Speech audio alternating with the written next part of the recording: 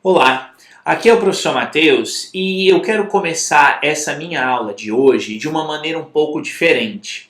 Eu quero começar pedindo desculpa a você e eu vou te explicar o porquê. Eu estou no meio de uma viagem, então eu precisei gravar essa aula para não deixar você sem o meu curso de Teoria da Constituição aqui no meu canal. Só que quando eu fui gravar, eu cometi um pequeno erro na configuração da minha câmera e aí ficou um pouco embaçado, ficou um pouco fora de foco. Só que como eu falei no início, eu estou um pouco corrido agora porque eu estou no meio de uma viagem. Então eu vou pedir desculpa para você, porque eu estou disponibilizando o vídeo dessa forma e ele não está então 100% como eu gostaria em termos de apresentação, mas eu espero que você consiga aprender do mesmo jeito esses conteúdos que eu tenho aqui para passar para vocês. Então eu vou inclusive para não ficar tão ruim para você assistir, eu vou colocar a minha imagem bem no cantinho da tela, porque aí eu vou explicando e eu vou mostrando, deixando na maior parte os slides que eu usei, né, que eu montei para preparar essa aula, para que você possa acompanhar da melhor maneira possível. Você que me segue aqui no canal sabe que uma das minhas maiores preocupações é com a qualidade, mas efetivamente nesse momento agora eu vou ter de deixar os vídeos desse jeito e eu pretendo, claro, futuramente corrigi-los aí, fazer um novo vídeo sobre esse tema, mas eu já peço desculpas antecipadamente, né? Infelizmente eu tive de deixar desse jeito. Conto com a sua compreensão e te convido então a assistir essa aula que eu espero que vá enriquecer o seu conhecimento sobre o conceito de Estado e sobre a organização do poder político do Estado e também os limites ao poder do Estado. Mais uma vez peço desculpas, agradeço pela sua compreensão e desejo a você uma ótima aula. Olá, seja muito bem-vindo ao meu curso de Direito Constitucional, Teoria da Constituição. Eu sou o professor Matheus Passos e na aula de hoje a gente vai falar sobre a organização do poder político do Estado e sobre os limites ao poder do Estado. Na aula anterior do meu curso de Direito Constitucional, Teoria da Constituição, eu falei para vocês sobre a estrutura do Estado, sobre a formação histórica do Estado moderno e falei também sobre aquela distinção entre Estado unitário e Estado federado, que são as formas de Estado. Nessa aula de hoje, eu vou explicar para vocês sobre a organização do poder político do Estado e sobre os limites ao poder do Estado. Então a gente começa pela primeira parte, que é a organização do poder político do Estado. E essa organização do poder político, ela se fundamenta em alguns elementos, como eu vou mostrar aqui para vocês. O primeiro desses elementos, claro, é a própria identificação do Estado como uma pessoa jurídica. Depois a gente vai falar sobre a distinção entre órgão, titular e agente. Depois disso, a gente vai falar sobre também as diferenças entre o conceito de competência e o conceito de imputação, que são elementos fundamentais em um Estado democrático de direito atual. Depois a gente passa para a tipologia dos órgãos de Estado. Avançamos para a questão de separação de poderes. Depois a gente fala sobre representação política, sobre o modo de designação dos titulares e, por fim, a gente fala sobre a legitimidade dos governantes. Então vejam que no que diz respeito à organização do poder político do Estado, eu vou falar aqui, vou explicar para vocês acerca desses temas. É claro que aqui, né, a própria nomenclatura às vezes pode parecer um pouco diferente, mas ela é diferente em dois sentidos. O primeiro sentido é o fato de que, como eu disse lá na minha primeira aula, na aula de apresentação desse curso, eu estou me fundamentando no direito constitucional português. O que significa dizer que se por um lado algumas coisas são muito semelhantes, dada a origem do nosso direito, historicamente, né, como uma consequência ou como uma descendência do direito português, é claro que por outro lado vai haver aí algumas distinções, mas a ideia geral vai vai ser essa que eu vou explicar para vocês aqui. E o segundo aspecto é que vejam a própria nomenclatura, organização do poder político do Estado. Vejam que aqui claramente a gente não está falando da política do Estado, mas sim de que maneira o poder político do Estado se estrutura conforme as normas jurídicas. Então essa é a ideia dessa aula aqui, ou pelo menos dessa primeira metade da aula, porque como é muita coisa, eu vou dividir aí em 2 vídeos distintos. O link, inclusive, para a segunda parte já vou colocar aqui na descrição dessa aula logo abaixo. Dito isso, então, a gente já vai para o primeiro ponto, o primeiro aspecto, que é a própria definição do Estado como uma pessoa jurídica.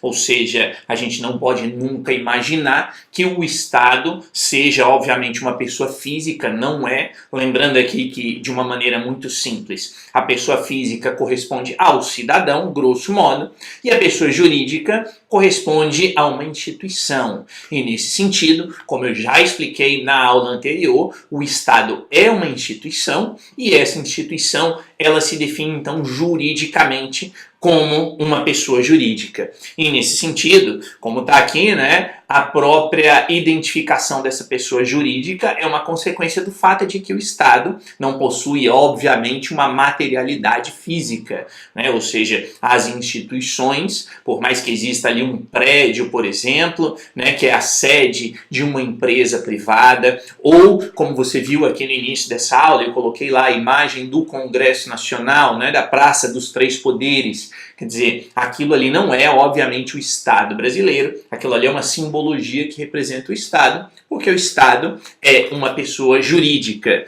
E é por isso, então, que se coloca aqui, né, que essa pessoa jurídica ela é definida e organizada com base nas normas jurídicas previamente estabelecidas. E no caso do Estado, as principais normas que definem o próprio Estado estão presentes na Constituição. Quando a gente pega, então, a Constituição brasileira, a gente vê ali que, num primeiro momento, existe ali a questão vinculada aos cidadãos, que são os direitos fundamentais, de uma maneira geral, do artigo 5º ao artigo 17, e depois a gente passa para a estrutura do Estado.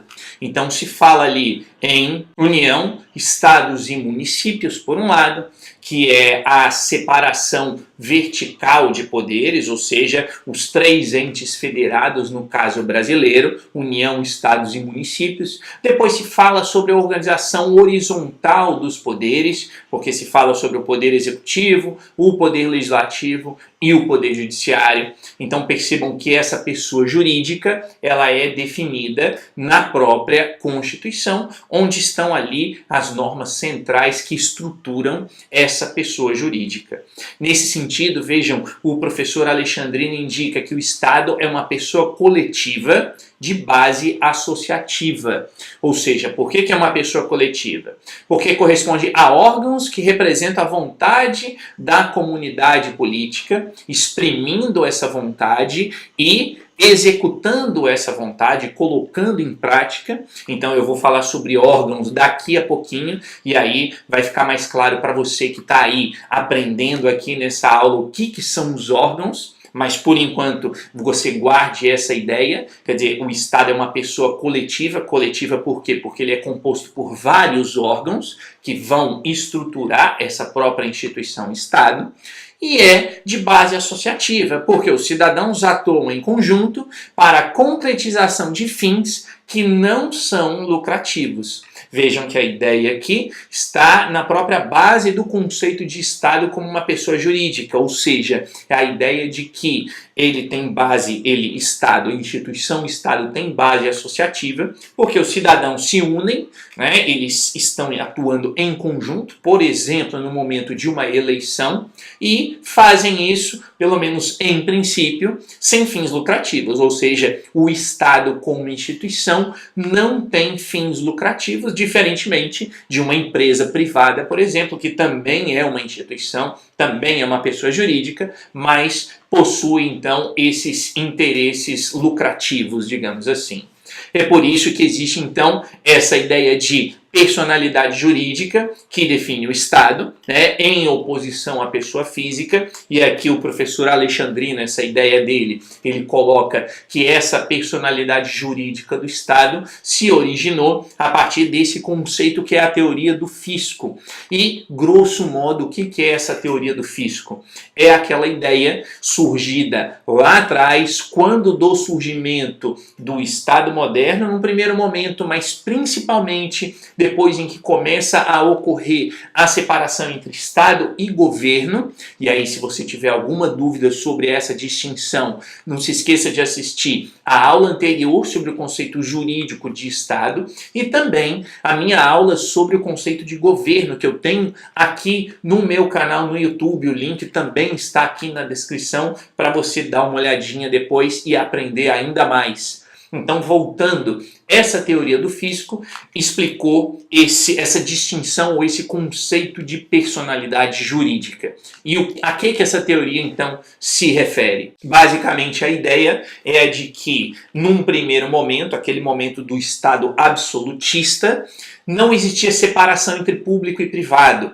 Ou seja, o rei, ele não apenas era rei no seu sentido político, mas ele também era dono das economias, das finanças, digamos assim, do Estado.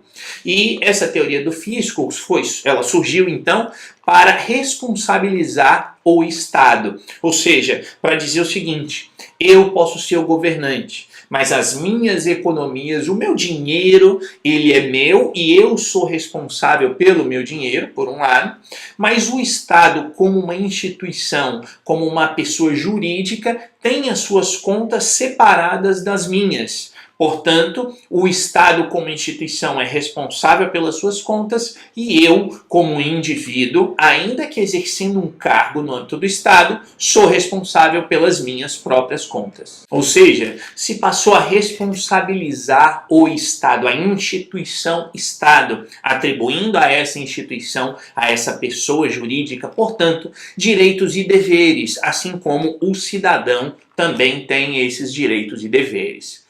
Então, nesse sentido, como eu coloquei aqui, essa separação entre Estado e governo, já me referi a isso, mas isso está diretamente vinculado ao fim da personalização ou personificação do poder, que é identificar o Estado com a pessoa que está ali exercendo aquela função. E isso é possível porque, novamente, como diz o professor Alexandrino, porque o Estado, por um lado, é uma construção jurídica, o que significa dizer que toda a caracterização do Estado em termos de fins e funções do Estado está definida em leis. Eu também tenho um vídeo no meu canal no YouTube sobre esse tema, fins e funções do Estado. Também vou deixar o link aqui embaixo para vocês verem. Mas, por outro lado, é justamente esse direito que permite essa atribuição de competências ao Estado. Ou seja, o Estado ele possui direitos, mas ele principalmente, óbvio, possui deveres para com a coletividade, e isso tudo é consequência dessa construção jurídica. Ou seja, em outras palavras e muito sinteticamente, o direito é o responsável por um lado, criar o Estado como instituição e, ao mesmo tempo, atribuir a este Estado direitos e deveres para que o Estado, como instituição, como pessoa jurídica, portanto, possa exercer as suas funções frente à coletividade. É nessa perspectiva, então, que surge a ideia de órgãos, ou seja, quem vai desempenhar essas funções estatais não é aquela pessoa ali, o servidor público, né? Ou seja, é um órgão, porque o Estado é uma pessoa jurídica, portanto, aquela pessoa que está ali, o agente, ele, entre aspas, apenas executa, apenas põe em prática aquilo que é a atuação do Estado. Mas o servidor público não está agindo em seu próprio nome, ele está agindo em nome do Estado. Mas eu vou falar sobre o que é um agente daqui a um minutinho. Primeiro vamos entrar aqui nesse conceito de órgão. Então, um órgão estatal, obviamente, né? Como se pode ver aqui, novamente, segundo o professor José de Mello Alexandrino, um órgão é um centro institucionalizado de poderes funcionais que exprime a vontade funcional imputável à pessoa coletiva. Então, já lembrando, e começando aqui pelo final, pessoa coletiva, obviamente, é o Estado. Então, indo nesses itens aqui, ou item por item, percebam, um órgão é um centro institucionalizado. Por quê? Porque ele está inserido ou está definido como instituição.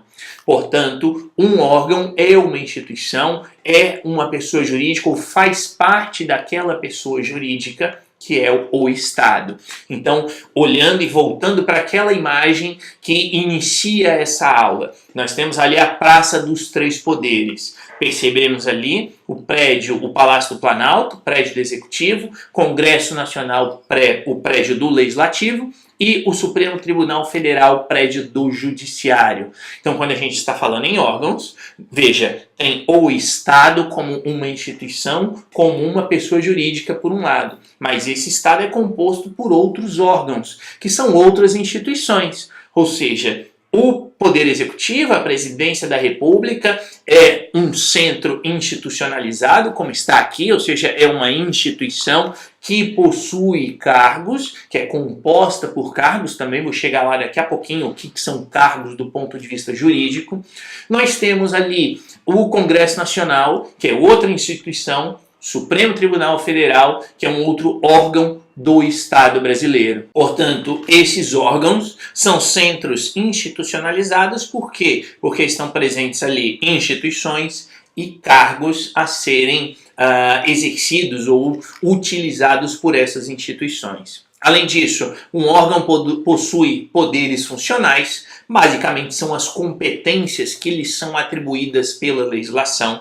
Então, pegando esses três exemplos, e aqui falando de maneira muito geral, o Poder Executivo tem o poder funcional de executar a lei por meio de políticas públicas, o Poder Legislativo tem o poder funcional de criar a lei e o Poder Judiciário de julgar com base na lei. Claro que isso aqui é um estereótipo e é uma generalização, porque obviamente existem outras funções atribuídas, outros poderes funcionais atribuídos a esses órgãos, conforme a legislação, e tanto no caso a Constituição, quanto a legislação infraconstitucional.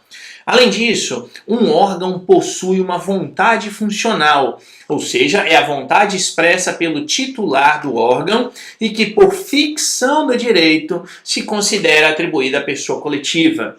Portanto, pegando o Congresso Nacional, e o Congresso Nacional se decompõe em outros dois órgãos, que é a Câmara dos Deputados e o Senado Federal. Vamos pegar aqui a Câmara dos Deputados. Qual é? Quer dizer, é um centro institucionalizado, porque é uma instituição com cargos, no caso, Câmara dos Deputados com os deputados. Possui poderes funcionais, como eu citei agora, o poder de criar a legislação.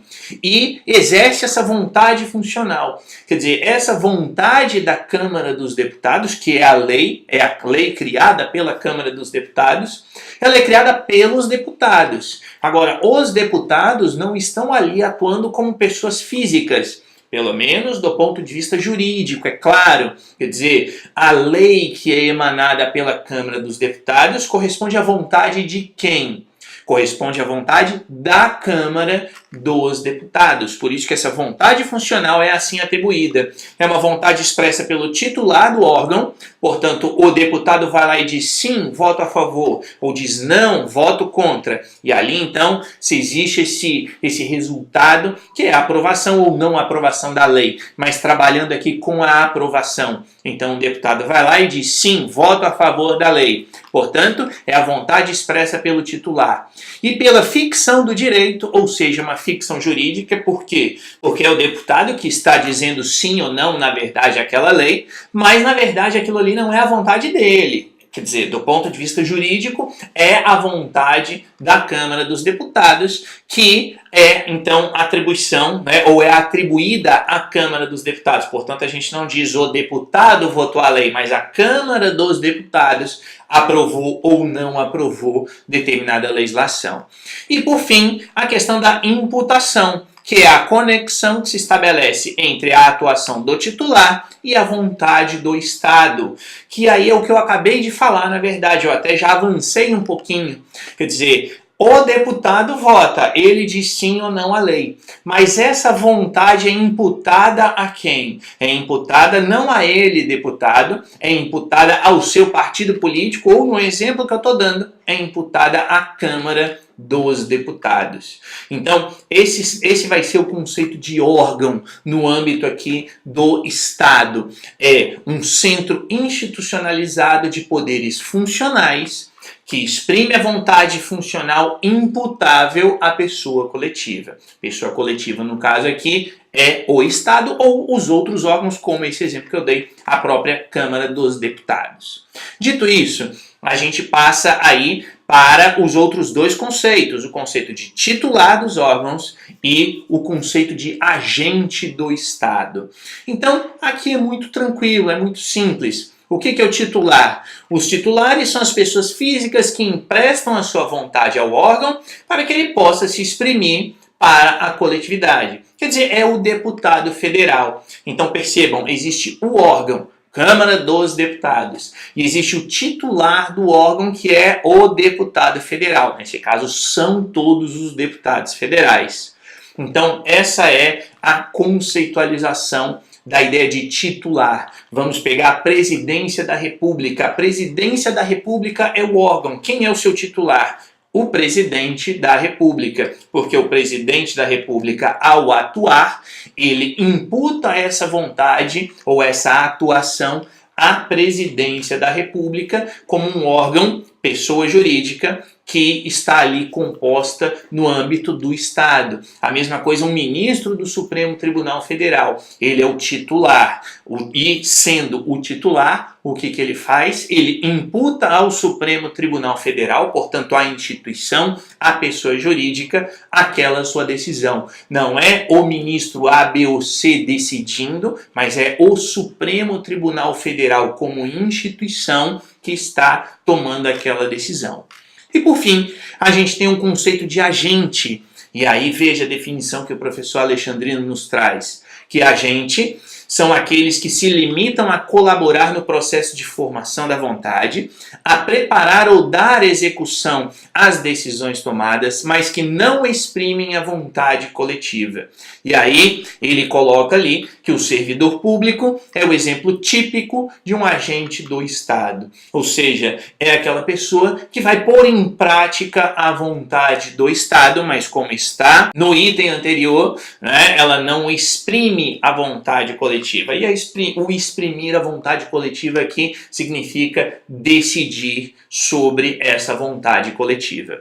E aí, é claro, não confundir órgão, titular e agente. São três coisas distintas, ainda que, como eu pus um detalhezinho ali, alguns autores consideram muitas vezes que órgão e agente são intercambiáveis. Mas eu vou aqui seguir essa distinção clássica, que é a separação entre órgão, como o todo, a instituição. O titular é a pessoa que está inserida nesse órgão, portanto exerce algum cargo ali dentro daquele órgão e atua exprimindo a vontade do órgão e tomando decisões. E o agente é apenas aquele que concretiza a vontade do órgão, ou seja, é aquele que atua para que aquela vontade seja efetivamente concretizada, seja efetivamente posta em prática. A vontade aqui a qual eu me refiro é a vontade do órgão no qual o agente se insere. Bom, pessoal, por enquanto é isso. Eu vou parar essa aula por aqui,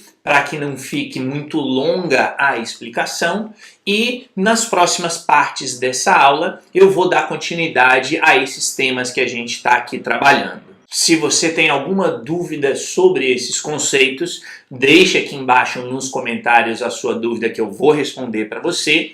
E não se esqueça, claro, de curtir e compartilhar esse vídeo e de se inscrever no meu canal no YouTube para que você seja o primeiro a receber as notificações das próximas aulas que eu vou disponibilizar para você. Muito obrigado por ter assistido, um abraço e até a próxima!